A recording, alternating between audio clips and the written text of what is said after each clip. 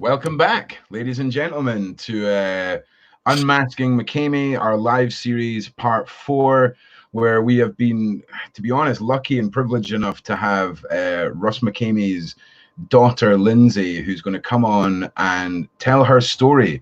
She's going to tell you guys in her own words, and I just hope you guys are ready, because I'm sure this is going to be an amazing moment for a lot of the McCamey Manor community and people that have been following this story all over it. And I just want to point out as well, if you're watching this back, it's 4 o'clock in the morning, and this is my 3rd live stream show of the day. My brain is fried, so I apologize. So we're just going to get stuck right in and introduce our guest. So Lindsay, thank you very much for a really crucial point. Just wait till you have a drink out your bottle and introduce you. I need some Pedialyte. I'm dehydrated from all the crying. Yeah, the food earlier. Yeah, it's all good. But thank you so much for reaching out. Yeah, so weird and wonderful. Yeah. Well, I appreciate you being here, and I think everyone is going to have questions. And I know we talked a little bit before we went live about possible follow-up. I don't want to bombard you too much tonight. So if we were to gather up some questions, and even if you decide you don't want to come back, if I can put them to you in an email, just in case we cover bases. I just don't want you to get too bombarded. Yeah, is that okay? All right. Wow, I'm really looking rough. Okay, so same. Thank you, everyone that's joined us back in. Please like, please share, please pass this around. I think you all know how big a deal this is. And rather than you guys sitting listening to me ramble on for the 3rd show, I'm just going to hand you straight over to Lindsay. And I just, we'll take it slow. We'll take it slow. So, Lindsay, thank you and welcome. Welcome. I really appreciate you being here. Why don't you just for anyone who has just joined us, why don't you tell us who you are and how you fit into the McCamey Manor story? I mean, it's fairly obvious, but let's just go down that road. So yeah, tell us all about it. My name is Lindsay. I am Russ McCamey's daughter. I have not seen my dad since I was 13, and I'm almost 22 now.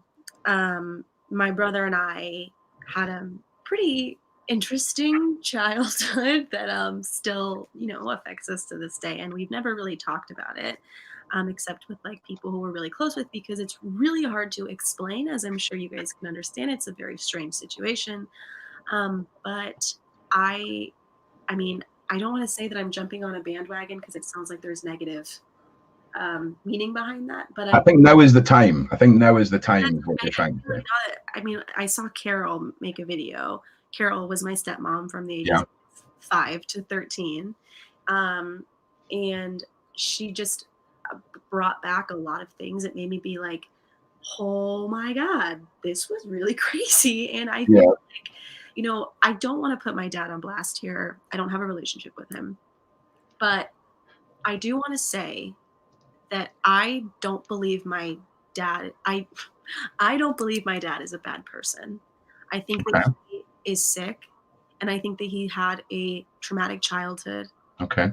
And I think that he's lost every single person in his life because of his illness.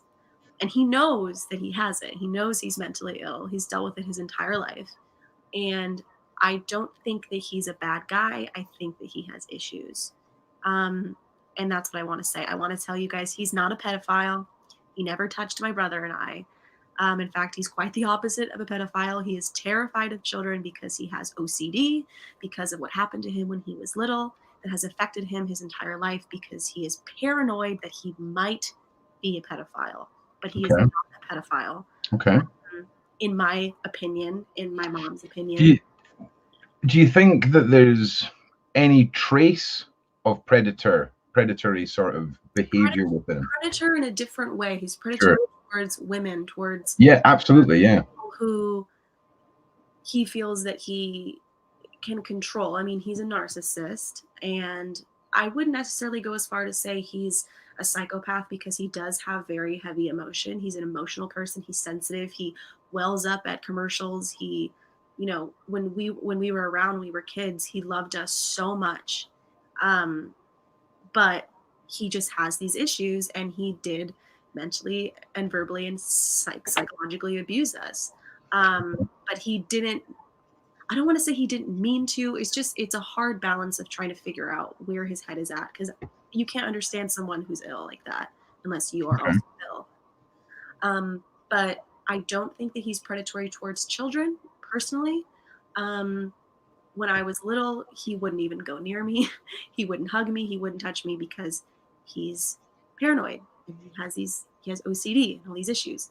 But also, I want to say I haven't seen him in 10 years. Yeah, What can happen after you lose both of your children? And absolutely. if you're already mentally unstable, I can't imagine what losing both of your children at the same time would do to you. I can't imagine. I've got kids, and it would be devastating. Yeah. And he loves us. He does. Which was a crazy thing to deal with, because when your dad loves you, why does he hurt you? But when you have severe mental illness, OCD, bipolar disorder, all of these things that he definitely has. It's very confusing as a child, but I can't blame him. He's ill. I can't blame him. Yeah. And do you think that Russ has had any sort of support network at any point throughout his mental illness that he's, used or has been offered to him? Or has it always been him sort of trying to deal with it by himself? Well, when I was younger, I mean, he had a small audience because we lived in San Diego, and he was kind of viral in San Diego because at the time what he was doing was crazy and was weird. Um, but nothing like what it is now. He definitely had Okay. people who thought it was strange, and who anyone who knew him personally quickly fell in love with him because he's very charismatic. He would always call himself Mr. Personality because he has this really big, bright personality. But then you get to know him and everything changes. So if there was any bad reputation in San Diego, it was the people who knew him. People who didn't know him just thought he was weird and crazy. Okay. But it's only escalated to where it is now because of how obviously up Do you it do is. you is it possible that the Russ you remember metaphorically died when he lost you and your brother, and there's a possibility that he has grown into something completely different? Or do you feel that I'm sorry. it's okay, it's all right, it's okay, hang on a moment. Yeah, don't worry. No, I'm fine. I'm fine. Okay. Yeah, I mean, I when I was about to leave, he I was the last straw of his sanity. I mean, I was his daughter. Yeah. And he had already lost his son. Russell, my brother, left before I did. Came back every now and then, but always left again and finally he said no. I mean, Okay. he attempted to commit suicide in front of me to get me to stay, which he also did to Carol many times, and to my mom. It's a tactic he uses to get people to stay. Okay. There is a history of suicide in our family, so it was very scary for me. It could be traumatic for you, I would imagine. Yeah, I mean, my whole childhood was just taking care of him and making sure he was okay, and making sure that he still loved me. And I mean, all of these deep daddy issue type things that you've heard of. Yeah, well, I think we can allow you some. Don't worry. But I wouldn't say it's saying if something died with him when I left. I have no idea, but from what I've heard, based off what Holly is saying and based off of what Carol said, because she stayed quite a long time after I left, it's progressed. It's absolutely gotten worse since I was a kid.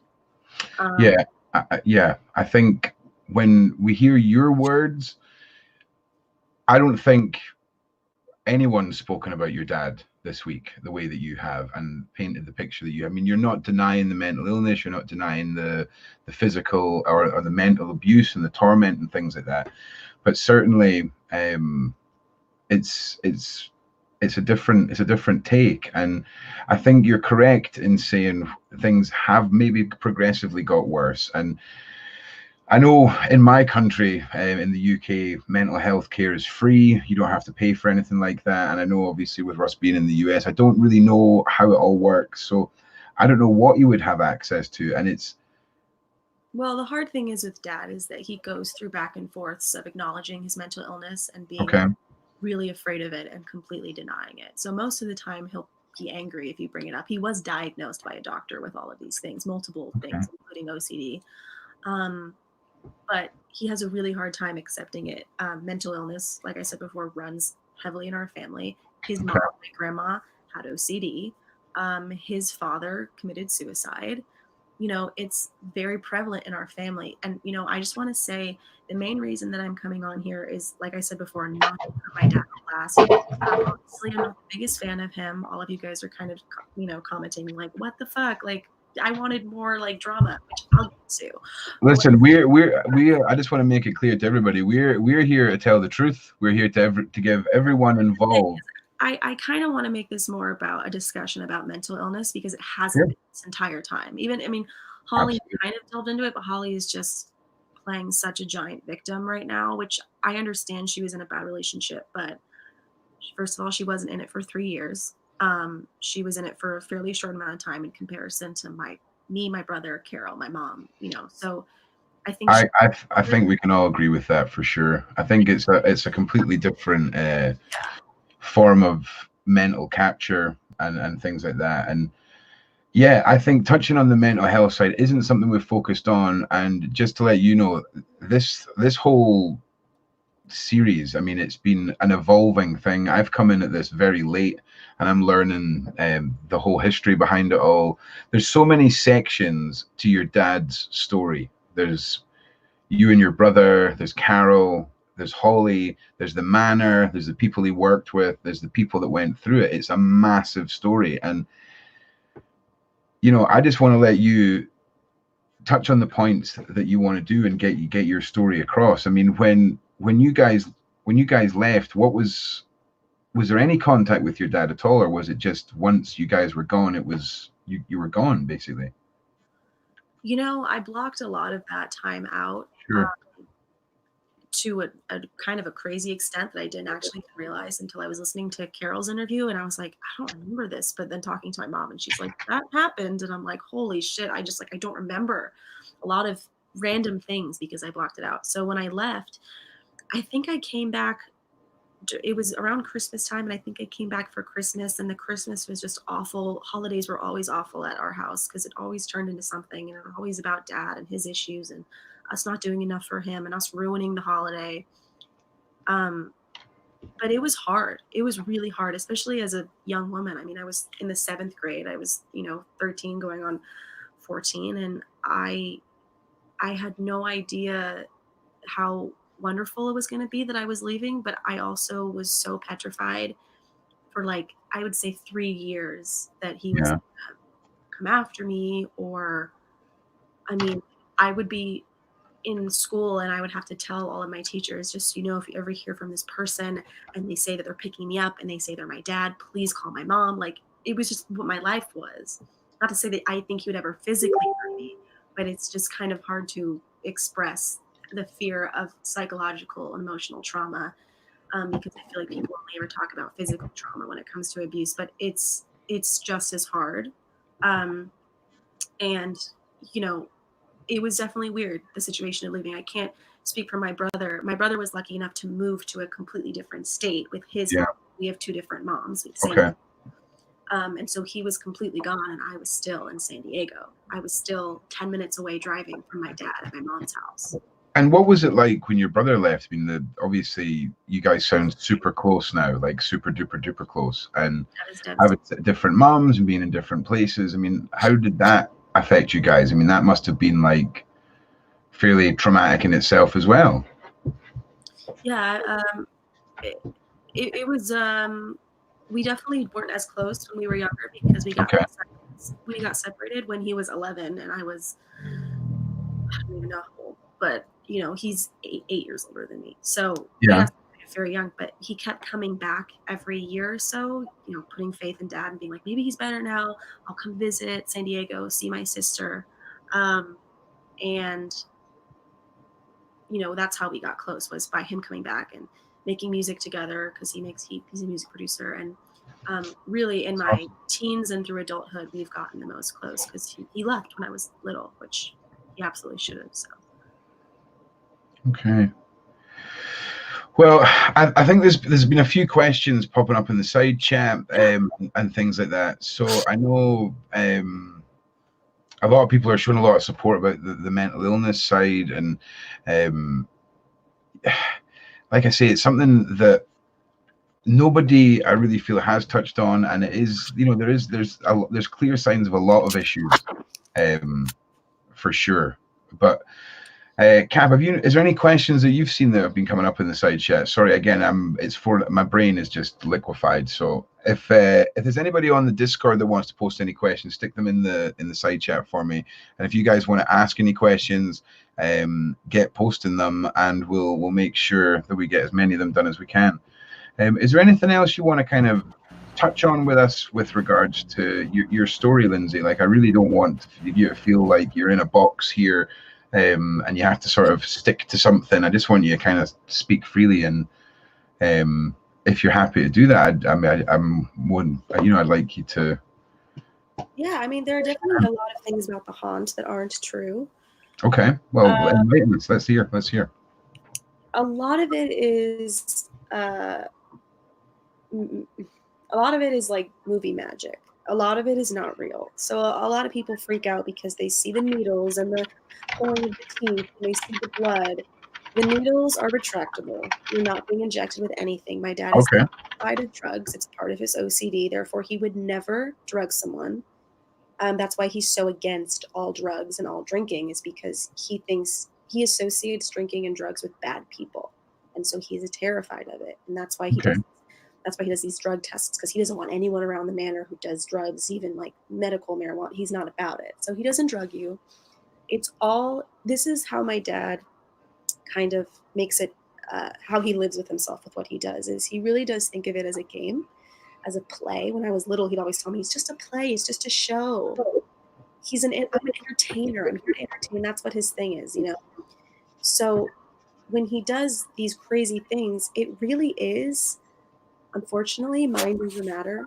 And obviously you're seeing it on camera. It is edited to look crazier than it is. Yeah. It's crazy. I'm not saying it's not crazy. It is crazy. But when it comes to the getting people's teeth pulled, those little pliers are rubber. Yeah. Yeah. Feel like you're getting your teeth pulled because you're being mentally tortured and you believe what's happening to you to be real. Sure. That's what's happening. You're not really being drugged. You feel high because you were just had a needle injected into you and you're being tortured. Like, it's all, I mean, one of the things that when I was younger and my dad would practice on me was, you know, mind over matter, because he wanted me to be mentally strong, because he is not. Okay. So he would put me through things, put me in the haunt, do certain things to me to trick me, trick my brain, which was very traumatic, because the brain is an extremely strong, resilient thing, but it's also very easily tricked. And his whole little thing is just a trick, it's just a show. Not to say that the things that are happening to these people aren't real. To them, they are real. You know what I mean? Like, that's the thing about mental, you know, manipulation, is that it is real to them. So it almost doesn't matter if he's actually doing it or not. If it feels real to you, then that's your truth. Um, Sure. the only thing real physically, to my knowledge, that he does, yes, he does make you gag and force feed you things, which is disgusting, um, is the shaving of the head and all that. That is real. He does do that. And it does get really physical. He does blindfold you and push you around and make you go in cold water. All that stuff is real. I'm just saying the Sure. really intense stuff that makes you think, how has this man not been arrested, is because it's not actually happening. Okay, but I just for sheer clarity, we can only really tie that back to your memories. You know, what has happened in the last 10 years. You've Right. not. I also know my father, and I know his Sure. OCD, Sure. and I know what his triggers are, and that's not something that's going to change over time. It Yeah. might be progresses or gets worse, but I know what his fears are. He's afraid of drugs. He's afraid of alcohol. When it comes to other people being involved, he thinks you're a bad person and that that you have bad things happening around you. And he also knows that he cannot pull your teeth out. You know what I mean? Like, he's not an idiot. He's sick, but he's not an idiot. He knows he can't pull your teeth out. He knows he can't inject you with drugs. He would be in jail. But that You, doesn't mean that it doesn't feel extremely real to these people. You know what I mean? And that's what's sick. It's not about what's actually physically happening, in my opinion. It's the psychological torture. That is what's wrong, and it should be taken as seriously as it is being, in my opinion. okay. And where do you think the line for Russ and between what people think is fact and fiction, right? And again, everyone is getting a chance to put their opinions across, and I'm I'm glad that you're putting yours over it, and you're sticking with the that you know your dad best, and I don't think anyone's going to argue with that. It's just I think a lot of people are surprised to hear what you're saying, and And that's why I wanted to come on, and I don't want anyone to think I'm standing up for my dad, because I'm not. What he's doing is not cool, not okay, and needs to be stopped, and he needs to be put on medication and in therapy, and he has needed that for 30 years. You know what I mean? yeah, So I know people are in the in the audience and are mad that I'm standing up for him, but I'm not. I'm telling you the truth, and the truth is that he's sick, he's not bad. Those are two different things. But I also haven't seen him in 10 years. All I know is what I've seen from Carol, what I saw my entire life, what my mom who was married to him sees, what my brother sees. That's what I know, and I think that those are pretty valid things to agree on when my entire family all has the same thing to say, and not someone who dated for less than a year. okay. It's it's one of those things. It's difficult, I think, for a lot of people when there is that gap in contact and gap in being able to see what's happening for yourself. But again, I know you keep referring back to the OCD, and I think that's definitely something for us all to think upon, for sure. I mean, how much can your own your can your own brain make real, and how much does Russ take advantage of that, and how much of an expert in that is he? You know, if you're saying that he's been doing this for his whole life and for your whole life, it's it's an interesting point. It really, really is. That's what I'm saying, is when this has been his truth for his entire life, he's 62 now or something. He's Sure. not going to change in the last 10 years of my life. This is who he is. Um, but I do want to say that he is a narcissist. He has immense issues with manipulation, and he can be evil towards the people who love him the most. And it's it's hard to defend his actions, because that's not what I'm not trying to defend it, but I'm trying to get you guys to understand that he's a human being with problems, and he needs help, and he's needed help his whole life, and he's never gotten it. Sure. But he has hurt a lot of people, including me. I mean, I've been in therapy my whole life. I have panic disorder. I have panic attacks every single day. I have to take medicine every day for my panic attacks. I mean, I am royally fucked up because of this man. That's a serious that's a But serious I have to find the human in him, or I'll go crazy. I have to empathize with him, because I I ha- I'm half of him. I have I have the things in him to you know what I mean? Like, I can hate him all I want.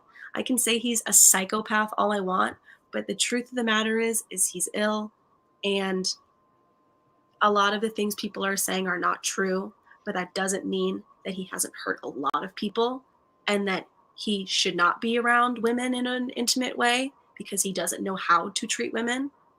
That's a huge thing. I mean, a lot of people are asking me on this thing, is what everything Holly said bullshit? No, I'd say 95% of everything she said, in my opinion, after talking to Carol and my mom and getting their opinions when they were in intimate relationships with him, is true.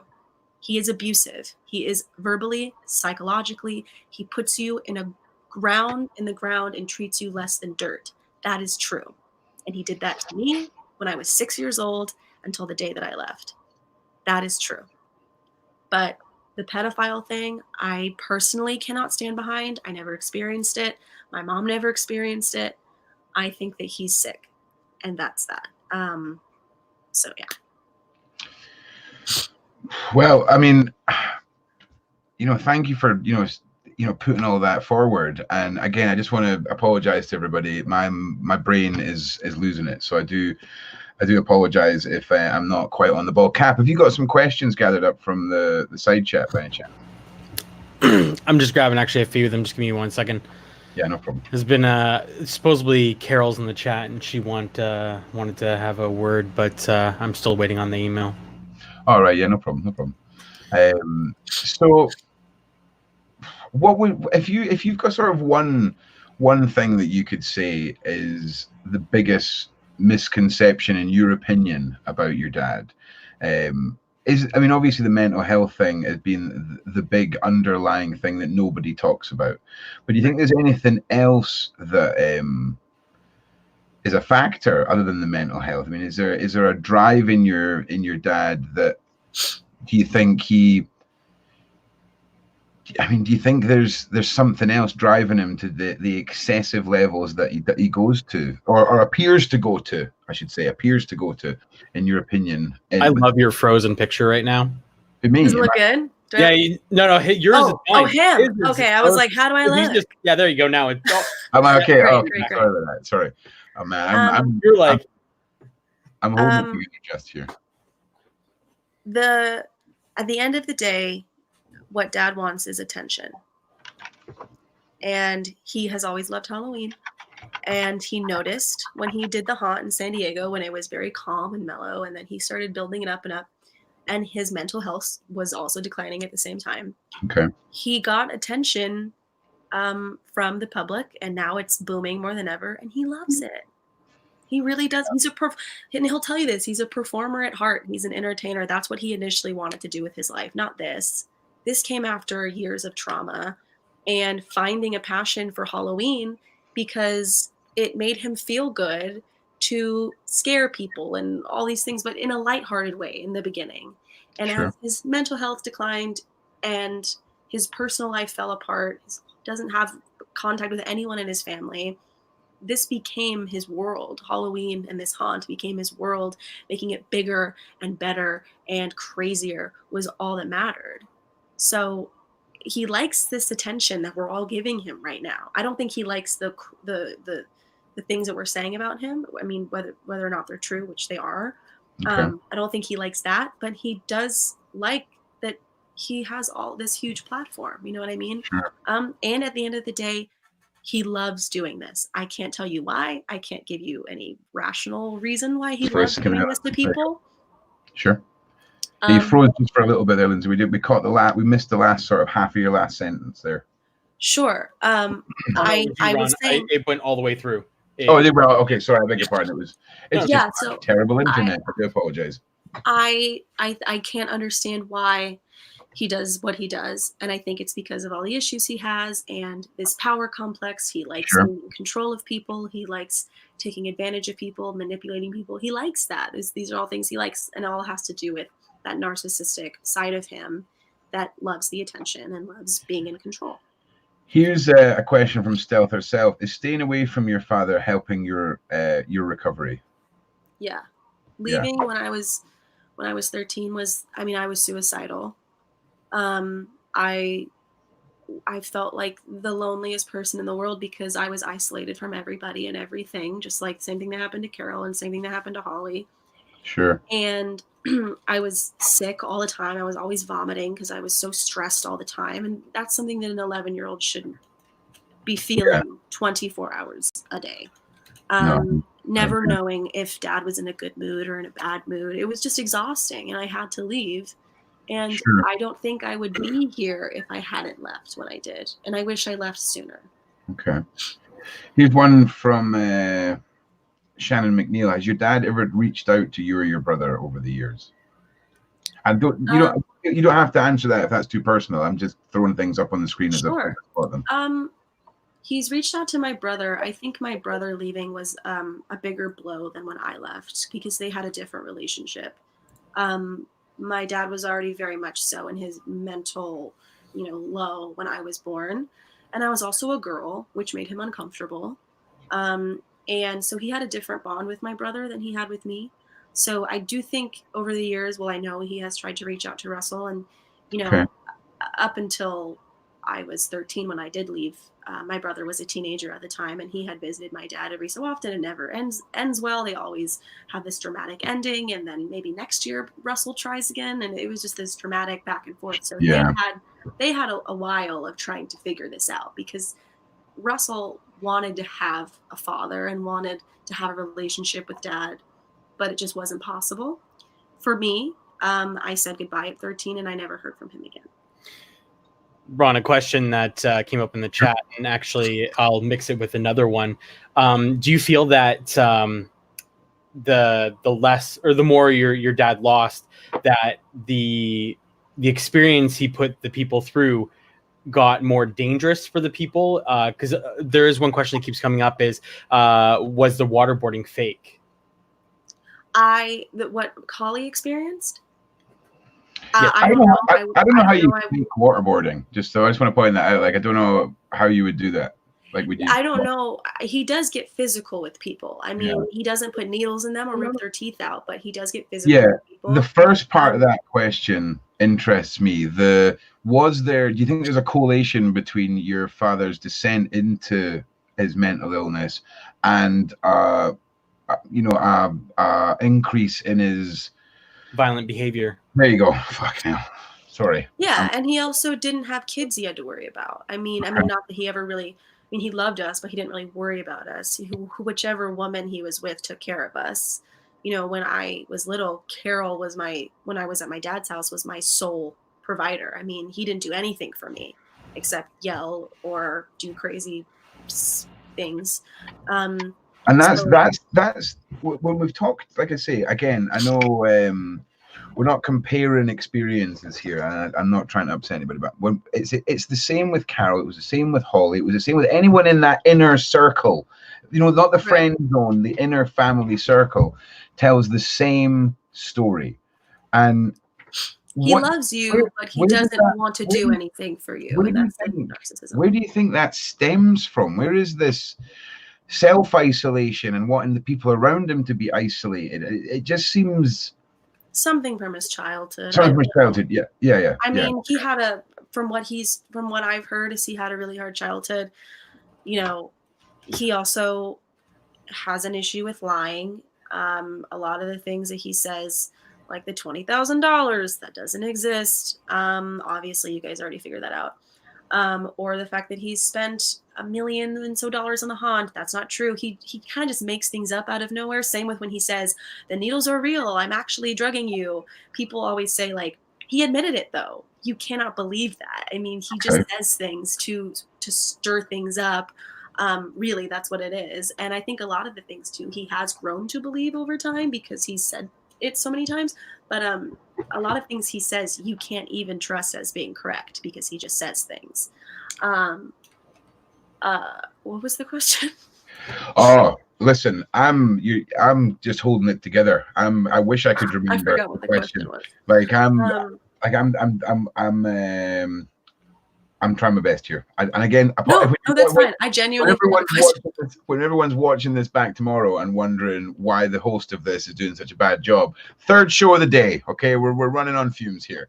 So I just wanted to say that. But I'm going to continue on with the questions. And like I say, if you wake up tomorrow, Lindsay, and feel like we've not touched on things that we should have, I do promise you a much more coherent and professional evening after a night's sleep. Your cam's frozen again, by the way. Brilliant. That's great. One question that actually came up here, and I was curious about it yesterday. In regards, do you know, to medical staff, do you know if your dad had any people there that were certified and were able to take care of people if they got injured? Do you mean during the haunt? Yeah. That never was a thing. That's not, I mean, no. So if someone to my knowledge. So someone got injured, there was nobody to kind of be like, hey, here's and most of the time he wouldn't believe them. I mean, same with when I was a kid. If I said anything was wrong, I was lying. I was trying to get out of something. I was, and he really wants to believe everyone is lying to him and everyone is not telling the truth. So, and also it's, yeah, it's that Navy mindset of like walk it off kind of thing. Even though his Navy situation is not as drastic as he claims it was, Do you, you still are taught certain things that he has taken with him, and embedded in his children, and also in how he treats people who go through the haunt. The walk it off mindset. Well, with with mental illness, mentalities, like sometimes you'll pick up ones that are more stronger to use as a mask to try to hide that kind of pain. And from what you were saying, how he doesn't want to admit that he has this weakness.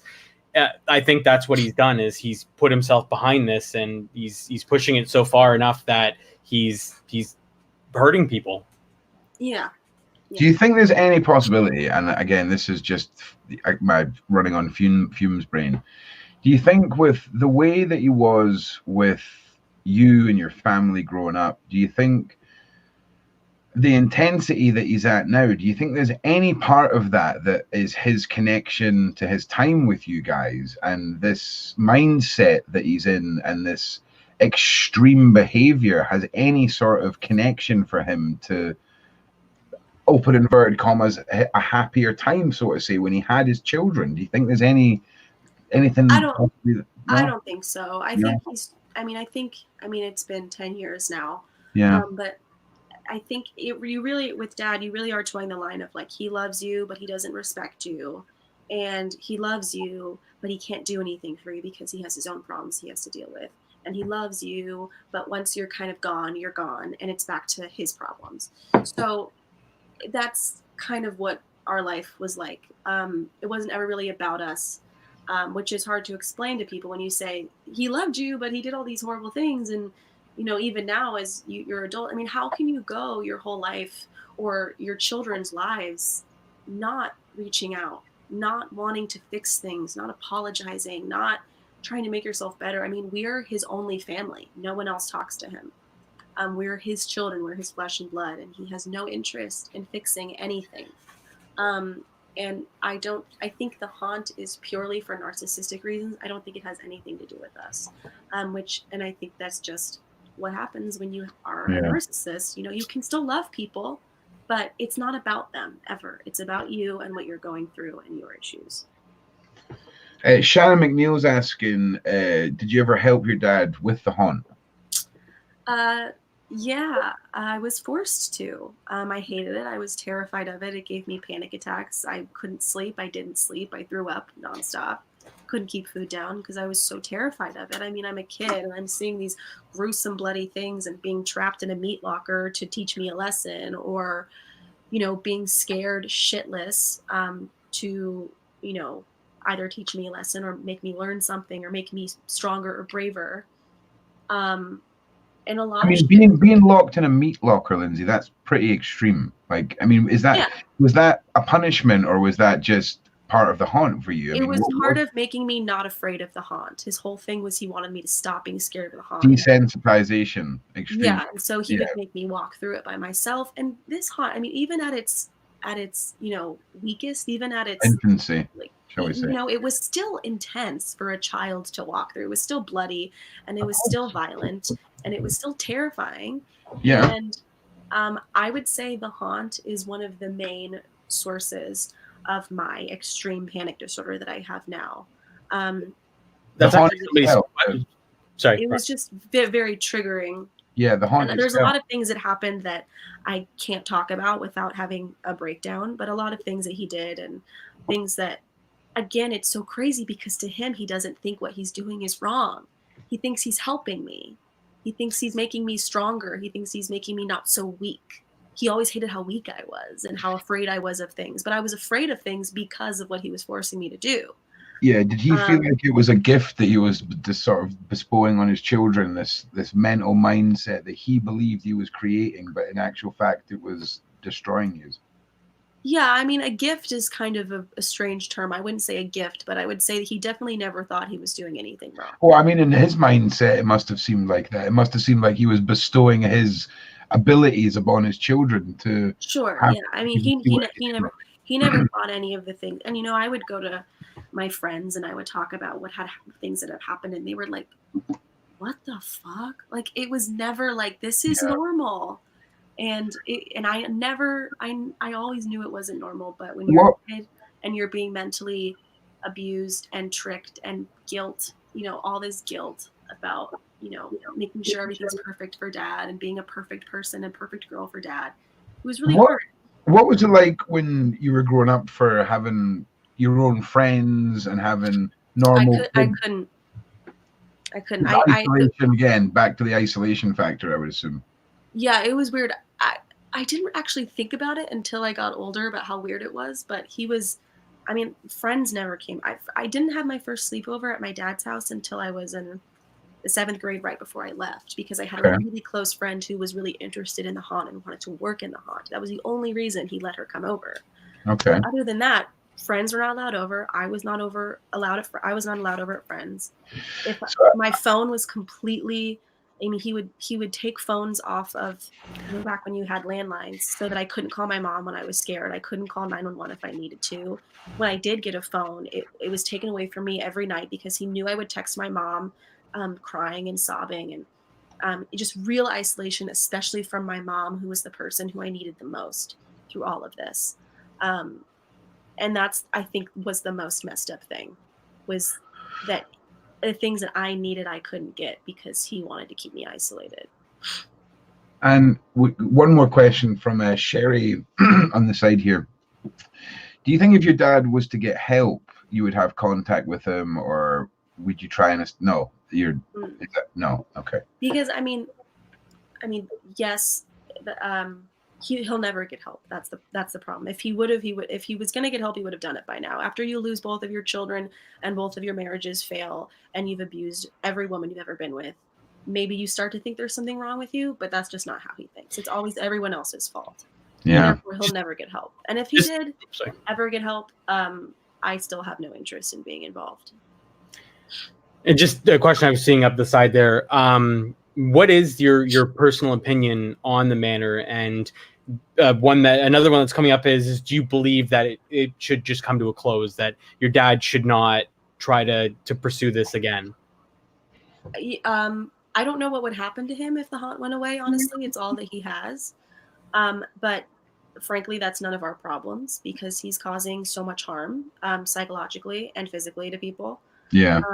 So I absolutely think it should be closed. I think it should have been closed years ago. Like I said, I don't know what would happen. I think it will eventually get shut down. The fact that it's lasted this long, man, is crazy to me. But now that there's all of this stuff coming out of the woodwork and people are so interested and so concerned, I think it will definitely get shut down in the next year or two, hopefully. I think it's despicable. Everything that he did to my brother and I, he's doing to strangers now, psychologically. And it's just weird. At the end of the day, it's fucking weird, you guys. This man is weird. This situation is weird. And that's what makes it so hard to talk about it's not black and white. It's not black and white. It's a very strange situation. And we all have unique relationships with Russ. And, I can only tell my truth about what I experienced. But, I hope that it gets shut down. I really do. Yeah, I think, do you feel, right now, I'm not trying to trigger anybody. Do you think there's any hope in hell of, however you want to word it, an intervention, an extending of a hand, an olive branch? Do you think there's any hope of getting your dad any help? Do you think it's ever good? Do you think there's anything that will get him to admit he has a problem and seek help? No. If that was possible, my mom would have done it. Yeah. My brother's mom would have done it. I would have done it. Carol would have done it. He's been told that he has these issues his whole life. You can't lose every single person in your family and destroy everything you touch for 62 years. And if you still can't think that if you still think there's nothing wrong with you, it's never going to change. There's no helping hand. Doesn't matter how stern you are with him. It doesn't matter how kind you are to him. It doesn't matter how many of you troll him on the internet. He doesn't care. That doesn't mean anything to him. What means something to him is the haunt. That's all that he cares about. We'll get back to that in just one second. I just want to say, TK, thank you very much for the super chat and just some nice words you there, Lindsay, and of course his TK's reaction to when when he first viewed your dad's sort of content. It is shocking, and I think a lot of people react differently when they first see it. And I'll be 100% honest with you, when I first seen your dad's videos, and it was probably like 5-6 years ago, maybe around about then, I was like, wow, I mean, this looks crazy. Nobody there wasn't a lot of negative stuff certainly in front of me at that point, and you can see how it's captivating. You can see how his audience has grown. You can see why there's always been an interest in what your dad does, especially when the mythology, I mean, he's one man, and the mythology and the amount that follows this guy, the positive, the negative, the unbelievable, it's overwhelming for one person to have such a massive impact on so many people that he comes into touch with. This is a random one. This is just for my own personal thing. Has he always been like a big animal lover? Has he been with the dogs and things like this? I mean, there was the greyhound thing. I know. I think Carol touched on that. I think it was Carol that touched on that in one of the streams. He didn't like dogs at first. Okay. He didn't like them because they hump things, and that's dirty and that's wrong. And he doesn't really like animals because they do things that are naturally instinctual for them that makes him uncomfortable. But Carol came along and brought all her dogs, and to my knowledge, from what I saw, he fell in love with them, fell in love with greyhounds. And, I don't know what Carol saw, but what I saw was that he really did love these dogs. Some of them were afraid of him because he has an energy that is scary to a lot of people, especially dogs who are very, I imagine it's a dark aura that there your dad is. carries. Some of the dogs loved him to death, and some of them were scared of him. But I think he loved just like people in this whole saga. I mean, he didn't love those dogs more than he loves himself. I mean, he can. It's all about himself at the end of the day. But he loved those dogs as much as I think he could have. I genuinely am convinced if your dad lost it all, he would be behind a building somewhere, with a dumpster turned on its side, making it into a haunt. He would be doing it no matter what the situation. Yeah. He'd be doing this no matter what. It really is his passion, unfortunately, because it's turned into something so crazy. But he, for some reason, just loves this stuff, and I don't understand why. Just another question I was seeing there. How have you gotten yourself to the where you are right now? How more physically stronger? Because as a kid myself, like I've gone through some stuff, and you've gone through way more stuff, and it's just like how did you get yourself from that kid to your adult stage? Like what kind of resources did you reach out for yourself? I dabbled in therapy for quite some time. Talk therapy, which never really did anything for me because a lot of my trauma was through PTSD, and I needed to see specific doctors or a therapist that I didn't have access to. So I'm a huge advocate for therapy, but that's not why I am the way I am. That's not how I got over this.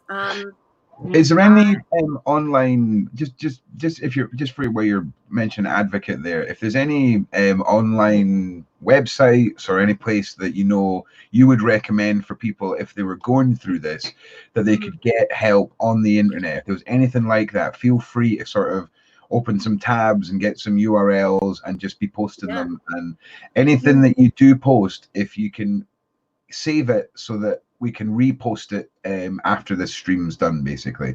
But yeah, if you've got anything you want to recommend, please feel free to do that so that people know what to go to. I think therapy is incredible. It didn't necessarily do anything for me, but I also think that's because I didn't have access to the right kind of therapy.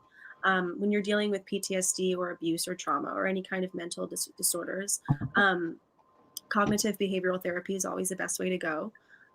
Which, if any of you out there don't know what that is, it's different than talk therapy because it's working at your issues. It's you know not paperwork, but like homework and things that you can work on, tasks that you can do, things to make you mentally stronger. And it's absolutely wonderful. I recommend it to all people. I haven't personally experienced it, but once I can afford it, I will see a therapist who provides CBT. Um, but for the most part, for me personally, I don't really know how I got through it. I would give huge credit to my mom, who is like my angel and my best friend. And um, I wouldn't be able to have done any of this without her. And also medication. I've been on medication since on and off since I was 13 when I left medication for depression and anxiety. And when I was younger, I actually had OCD just like my dad did. It's kind of faded away over time, but we kind of bonded on that a little bit because we both were like, this is weird. But I've been on medication for a while and it saved my life. And I hopefully want to get off of it someday. But for right now, it keeps me sane, it keeps me healthy, and it keeps my anxiety down. So I'm a huge advocate for therapy and also for medication if you really need it. Just to ask, have you ever used the app Headspace? I have heard about it, but I've never personally used it. I recommend it if you want to. Is it free? They have a free part of it, but I definitely recommend trying it. It's a good way to meditate and relax, especially if you're having a lot of anxiety and you need to slow yourself down. It's pretty good. And again, there's things on YouTube that are similar to it that you can kind of go through that actually have them kind of like, hey, you're feeling this way, click on this. That's probably a really good thing, especially when you don't have access to resources. Like I'm in Canada. Same with Ron being in the UK. We do have free resources to CBT and DBT. So nice. getting those resources in countries that you don't have it, finding free resources is everything. So if you haven't tried it, I definitely recommend it. It's something that you may be able to fit into your regular routine you have now. Thank you. And if it gets real bad, just marry Cap and move to Canada. Well, there you go. My livelihood and my career makes it so that I need to be in the States. Yeah. I wish I could move to Canada. Yeah. That'd be great. We'll find someone to get you out to their Cap. It'll happen one day. Don't worry. We'll figure it out. So if there's any more questions that have been flying up the side there, let us know. So yeah, I'm clearly starting to lose it because I'm starting to make jokes now, and this isn't a place for jokes. All right. I saw one question about how. Well, first you, of all, you guys are much better at hosting this than I am. I'm freaking losing. Go to bed, my goodness. Yeah. I'm just gonna I don't need you. I don't need exactly, Exactly. This is your night and your platform. I'm just gonna sit here and make sure I don't say anything else. So you guys just have a moment, please. I just to quickly touch on this whole second location thing that doesn't exist. Okay. He has one location and that's it. Why don't you do some myth busting for us? Yeah, I mean that's that, and then the whole obviously what I touched on before with the needles and the teeth pulling, that's not real. A lot of it is mind over matter. I mean, he does do crazy things, but he doesn't inject you with drugs. In my opinion, I don't think that he's a pedophile. In my opinion. Again, I haven't seen him in 10 years. Things change. Sure. Things happen. I think that he has mental illness, which no one talks about, and I think that's important to talk about. And there's no second location. I think that's all I can think of. Here's one. Some of the tours, some of the more famous tours are staged, just so that's clear. Okay. And he started doing that even when I lived with him, was like staging certain tours to get buzz, and he knows what gets attention. So, but also a lot of them are very real. So, I saw one message about how to handle abusive parents, which that's a big reason why I wanted to come on tonight, was to talk about mental illness and absolutely. Like that. And I think that the best way to handle abuse in any relationship, especially with your parents, because that's definitely a toughie, is to understand their illness first and foremost, and to come at it from a human and empathetic point of view. And I think you should do that in all aspects of your life because we're all human beings. And I like to believe that we all have good in us. Um, and we're all just hurt little people walking around the planet with all of our trauma and all of our bullshit. Um, if you're being physically and emotionally and psychologically abused, the best answer is to understand, forgive, and get the fuck out. You know, just move on with your life and leave. Don't let it get worse. And, you know, I've had my fair share of bad relationships because when you have a bad relationship with your parents, it's hard to know what good relationships look like. So I've learned a lot about that. And it really is just knowing what you deserve, even if it's your parents, if it's a boyfriend, if it's a colleague, know what you deserve and how you deserve to be treated. Yeah. And if someone is ill, you can't fight crazy. You can't rationalize something that cannot be rationalized. So just get out and take care of yourself. Yeah. That's what I gotta say about that. It's good. It's good advice. Absolutely. And Yeah. Josh from the Josh Show is asking, you know, do you think your dad will get mentally worse? And if so, how far do you think it's likely to go?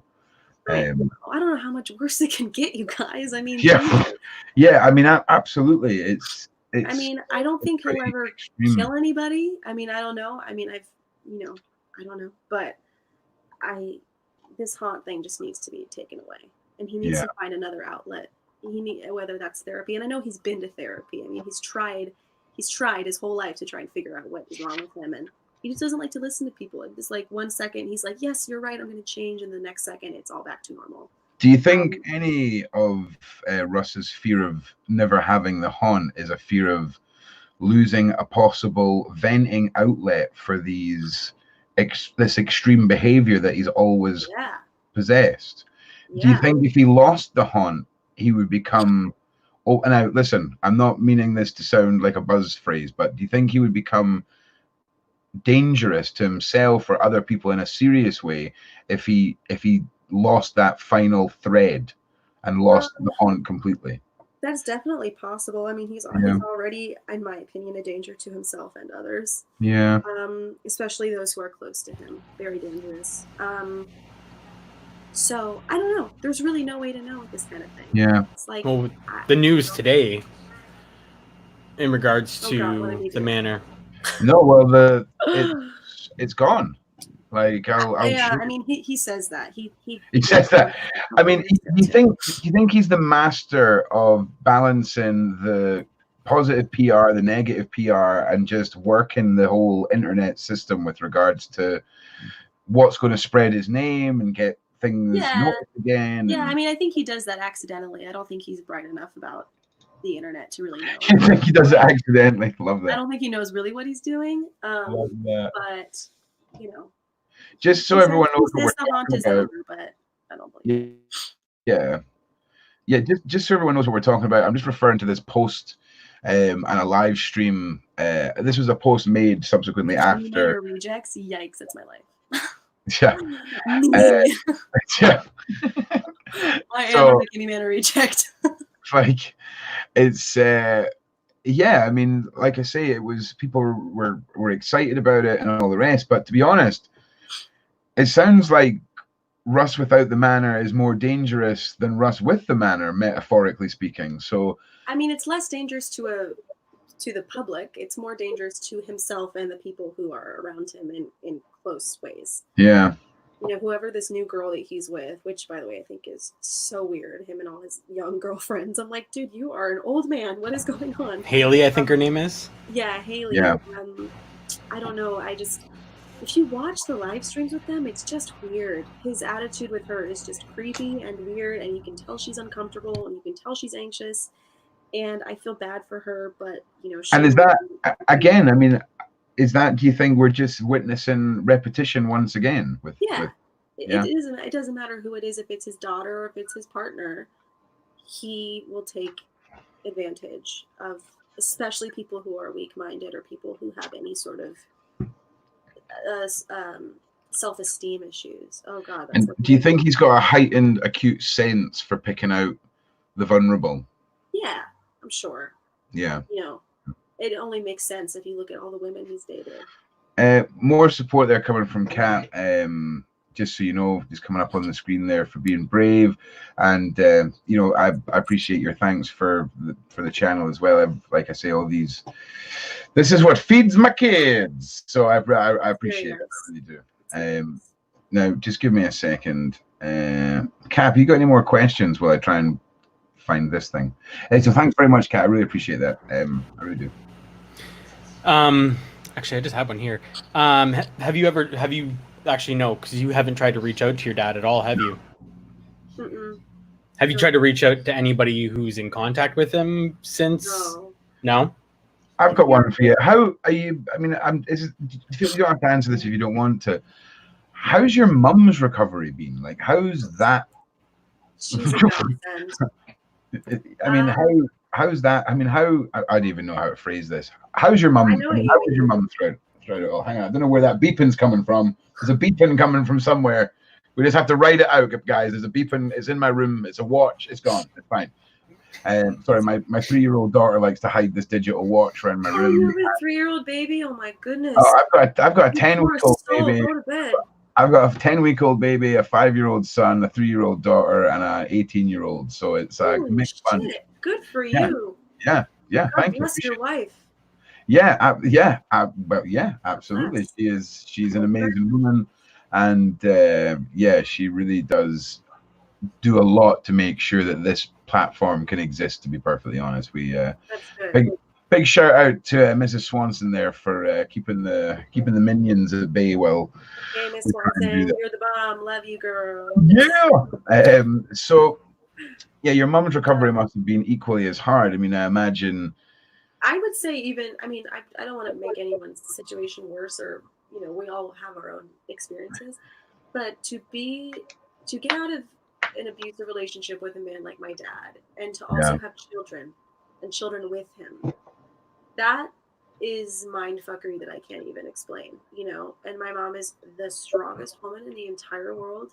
And I mean, she's truly an angel. And I mean, I truly can't imagine life without her. Yeah. But she had a lot of issues with everything because she was still being abused by him even after they were broken up, because he just wraps you around his fist, and it's just, it's hard to explain. But I mean, even when I was going through abuse, my mom didn't know what to do, because she was like, nothing's physical, he's not hitting you. How do I explain to a court system what's going on? No one's ever heard of this new psychological torture he's doing. Like, no one's, and that he was only doing it to me and Carol. My brother was gone, and the haunt wasn't really that crazy yet. It was just me, and I was completely alone. And I had Carol, but Carol was so under his wing, and she was so abused in ways I can't even fathom, that she couldn't help me. My mom couldn't help me. So I think that really bothers my mom even to this day, that she couldn't do anything. I mean, we were all helpless. And it's just so crazy that this one man had so much power over all of our lives, over all of these beautiful, strong women's lives. It's crazy. Quick question there, just asking how your brother's doing as well. Yeah, Russell's doing great. He lives far, far away. In a different state. And he's my best friend. I love him so, so much. He's engaged. He has a beautiful home and a booming business as a music producer. And he is, he has all of the good qualities of our dad, and none of the bad, thank God. That's awesome. I mean, it's so good to hear the success that you guys have all made from your life since you managed to free yourself from this, because you can see the lasting effect it's had on other people in Russ's life, and people that have been there a long time, short time, people that have interacted with Russ just on the internet and gone through the haunt. I mean, I think you guys are great examples of what can be for those who are currently going through what you went through. And I don't know, you might not know much about the channel. We run a whole series called the Survivor Series, where survivors of abuse tell their stories and things like that. And there's so much of what you're saying just resonates from the stories that we've heard and the people that I've interacted with. And and there is such a massive percentage of survivors that are the most empathetic, caring individuals that I've ever met, in ways that I couldn't fathom myself coming through the other side of a lot of these stories, even a fraction of how people like yourself have, and through how other survivors have. I just think the strength that it takes, not only to free yourself, but to rebuild yourself, is it's hard. incredible. It's hard to not go on, and I'm sure other people who have dealt with abuse of any sort knows this, but it's hard to not leave furious, and it's hard to not leave feeling helpless and hopeless, and like there's no faith in fucking anyone. If someone could do this to me, how could I ever trust anyone again? If someone could do this to their child and not think that anything's wrong with it, I mean, what fucking luck do I have, moving forward? And a lot of people who go through these similar issues do leave the situation angry and sad and lost. And I definitely was for a while. And everyone who's ever left my dad, you go through, I mean, it never leaves you. It's with you forever. I mean, what Holly's going through right now, she's going to go through for the rest of her life. It doesn't matter if she was with him for a year or if she was like Carolyn with him for 15 years. I mean, this shit affects you. And you have to have faith in yourself and faith in the world every single day. And you have to find empathy in every single person you come across, even the people who hurt you the most. And I think that's a big thing for all survivors of anything to think about, is just have faith and forgive as much as you possibly can. Yeah, we just had a super chat came in there from Anton. 1 second, I just want to put that back out there. Free support groups resource if interested until you can get therapy, Depression Bipolar Support Alliance, NAMI. So thank you very much for that. And like I say, this has all been thrown together this evening, and we will make sure to gather up any links and things like this. I know I kind of threw you on the spot there, Lindsay, with links and suggestions. Yeah, but unfortunately, I don't have any links for you guys. That's okay. That's okay. My beautiful naked face right Just before bed. naked face. For you. That's fine. Don't worry. I'm pretty sure. Pajamas. My pajamas. Nothing wrong with that. Nothing wrong with that. My brain's liquefying, so it's all good. Like we're all living it. But I just want to say, if you wake up tomorrow and you want to come back to the platform, you're always welcome. I'm not wrapping it up this now. I just want to reiterate that to you. It's not about pushing an agenda with us. You're going to hear people contradict you, or you're going to hear you contradicting people, and it's just the way it is. It's about the truth. It's about allowing people to have their say, and you're always welcome to, if there's anything that's said in the coming days that you want to come back and respond to, or anything like that, we're here. So just know that it doesn't end. And I swear to God, I heard myself last night saying this after I said it, and I was like, wow. Which freaking TV chat show, freaking out of the box therapy nonsense crap are you spilling when you're like, it doesn't just end after the story ends. We're here for you guys, all the rest of it. But it's true, we are, and that goes for everyone that's involved in this. And you seem to be just killing it, Lindsay. Like, you seem to be super together, and it's awesome. It's really all fake. I am a destroyed human being. One mask to hide the rest. Yeah. No, I mean, I feel like there's no shame in saying this, but I am extremely proud of myself. And I think it's good to acknowledge when you're proud of yourself. I'll be 22 in January, and I feel like of everything I've gone through, of everything that my mom's gone through, it's truly just made us stronger and wiser. And I live my life, with understanding and positivity and all that bullshit. So there's always a light at the end of the tunnel. Yeah, absolutely. It's like coming out here and speaking to both of us, that's really, really tough. Like a lot of people would not be able to do that. And I don't talk about this ever. I know. I'm actually shocked I haven't been in tears this whole time, but I think you have done the vodka. Just kidding. I think the vodka. Yeah, I wish it was vodka. I think you've done amazing. I think you've done incredible. I wish that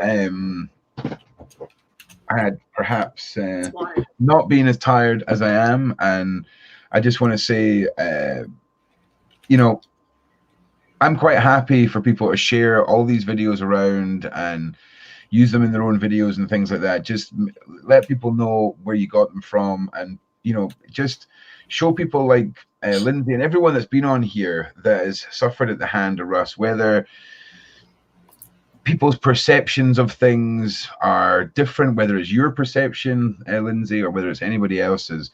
You've all been affected in one way or another, and that's why we're all here. And I really wish, the only thing that I wish was different about this was that there was some, even just a smidgen, that we could end this whole thing with your dad getting help, making this some epic mega Hollywood fucking success story, right?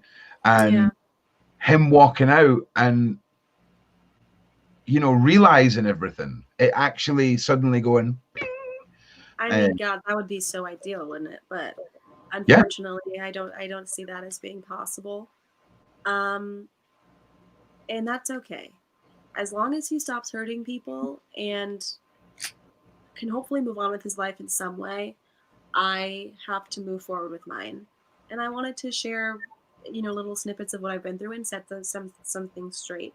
But at the end of the day, I just wanted to give you guys a new perspective that I don't think anyone's talked about. I think it's an incredibly valid perspective, and I think this has been years in the making. This perspective, I think this has been. I don't think I truly realized just how massive a deal this is for everyone and for yourself. And again, it's because of my brain. It's 5 o'clock in the morning now. We're doing this razor wire. It's getting me through this. Yeah, exactly. This is actually rosé, and you're drinking the gin. So we're on the same page here. It's all good. Let's just get and I'll move to Canada and get all the help we need. That's what we need to do. Let's just do that. Let's just do it. Let's just do it. It's a long commute between work, but we'll figure it out. Okay, that's all right. We can make it work. We can make it work. Well, listen, we're hitting the hour and a quarter mark. Like I say, if we end up wrapping this up and you want to come back, or you want to, I'm really interested in you processing this over a couple of days and hopefully feeling like any worries you had about coming on aren't going to be there anymore, because your people are very kind. Everyone's so nice. I was expecting you to be like, fuck her. Yeah, no, listen, we pride ourselves, our little corner of the internet, we try and keep the toxicity at the door. That's good. That's hard to do, so that's good. It is a freaking spicy meatball, I'll tell you that. It's a spicy nugget. My admin team, my team behind the scenes, in front of the scenes, everyone makes this possible. I have the easy part of the job, which is just staying conscious and putting the content out. Do you know what I'm saying? The team that I have are the ones who are running around killing it, and that's the Discord admins, the live streamed admins, everybody. I love you guys, and I just want to say thank you to everyone for giving me this platform and blah blah blah blah. But yeah, so listen, before I literally collapse, all right, I just want you to take a minute, and if there's anything else you want to put out there, and just say, I don't care if it runs on for another 40 minutes, because I want you to have the platform. I just don't want you to feel like I'm wrapping this up, and then, because I know what I'm like when someone wraps stuff up. I'm like, oh shit, there's those 10 ideas I forgot an hour ago. So I just want to just allow you to sort of end this particular session, or this particular episode, on your terms. I don't want to wrap anything up. I want you to make sure. Oh Jesus! Make sure you've said what you feel like you've come here to say this evening. And again, don't feel like I say, you might never want to do a live again. We can sit down and do a video. There's a whole bunch of options. So just, if there's anything else you'd like to add, please do do it before I ramble, because I'm rambling. This is rambling. This is a man rambling. All right. I'm just going to turn this off again. Cap, why are you letting me speak? Like, what are you even doing? I'm questioning your abilities, Cap. I'm just hiding now behind the guest. I'm just like, haha, I'm safe now. I'm safe now. Ooh, wow. Yeah, Rough. well, That's okay. I don't know if I have anything else. I if anyone has any questions that I can answer, because I'm still seeing a lot of questions popping up.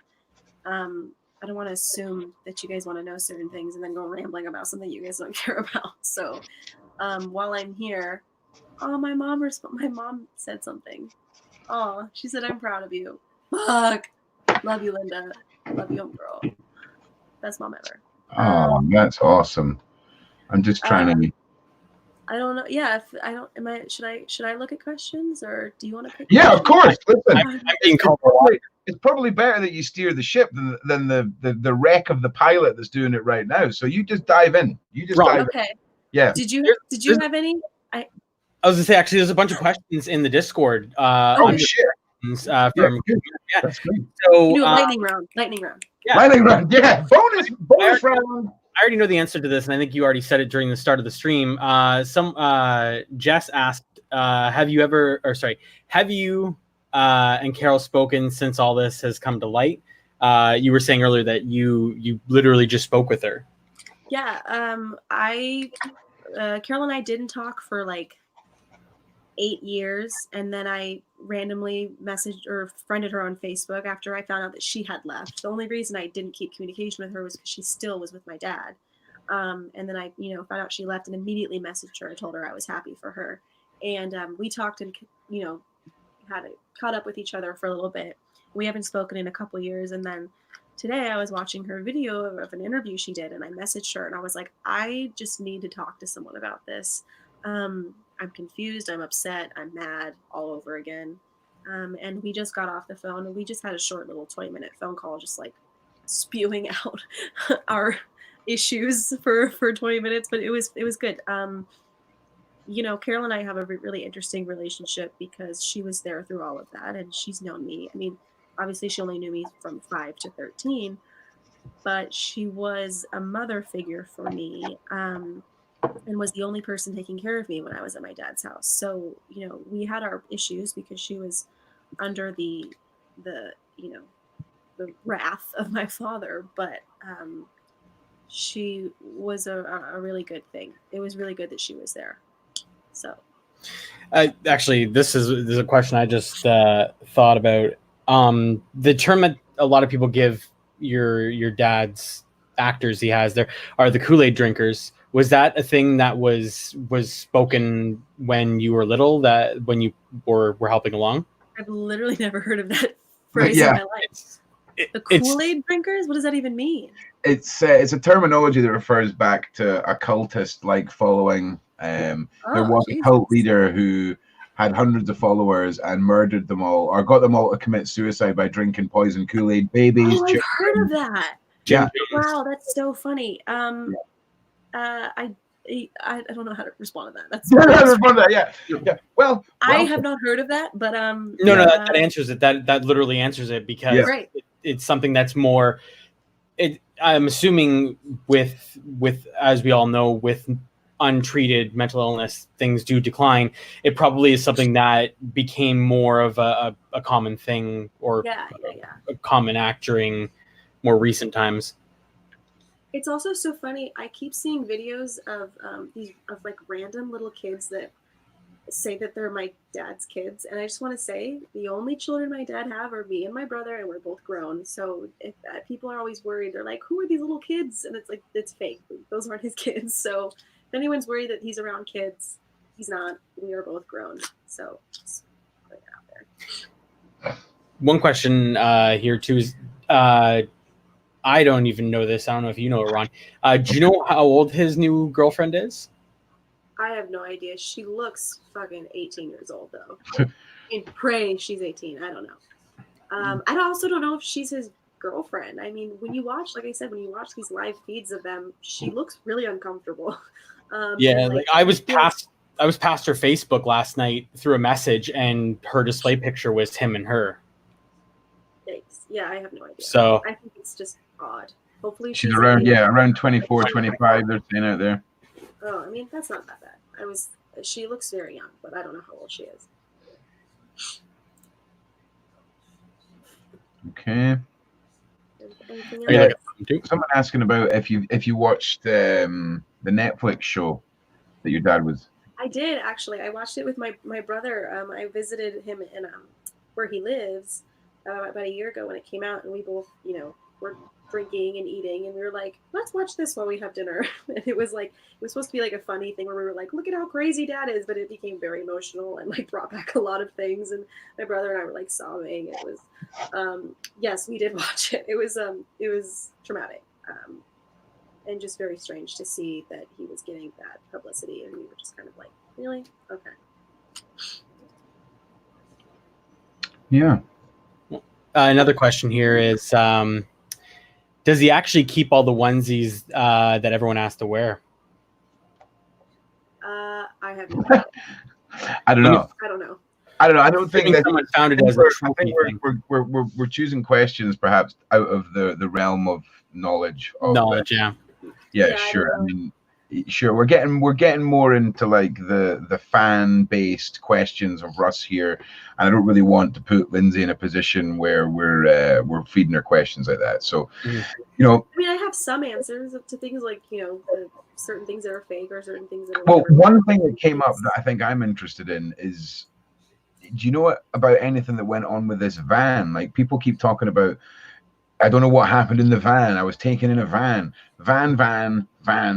And again, that's just me because I don't know. I'm not queued up on all of the key points, but I know that part of the haunt, there was a van, and it seems to be a bad place. And I don't know if you have anything to add on that, or if I personally have no idea about what happened in there.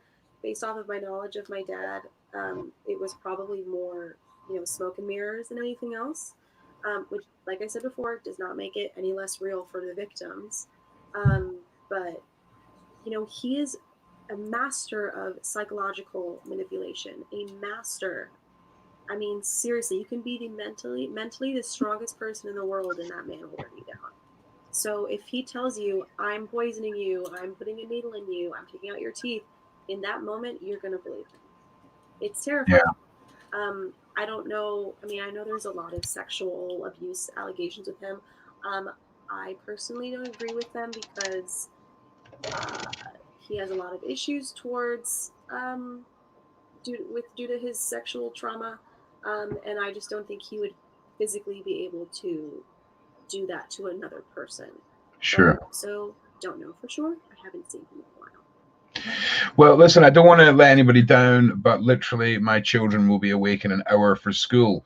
So we're going to sadly have to start winding this down a bit. But I just want to repeat myself again. Lindsay, thank you for joining us. I want to just let everyone understand once again that this platform is certainly not taking any sides. We're giving everyone involved in this their chance to have their say. We're going to be talking to as many different people as we can. And I just don't want anyone to misinterpret what we're doing here. Everyone gets a chance to say their piece in their way, how they see it and how they've experienced it.